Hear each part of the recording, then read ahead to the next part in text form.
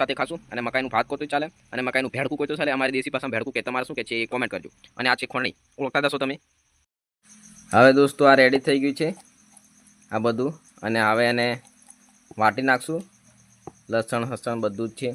અને આવી ચટણી તમે ખાધી હોય તો કોમેન્ટ કરજો અને લાઈક છે સબસ્ક્રાઈબ કરીને નવા હોય તો દોસ્તો સપોર્ટ કરજો, બીજું કાંઈ નહીં. હવે મને આ વાટી નાખશું. તો તમારો ભાઈ ચટણી વાટવા માંડ્યો દોસ્તો.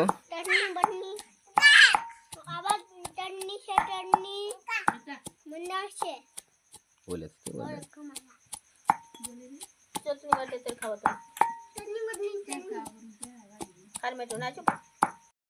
તો દોસ્તો ચટણી જોઈ લો, જોરદાર રેડી થઈ ગઈ છે.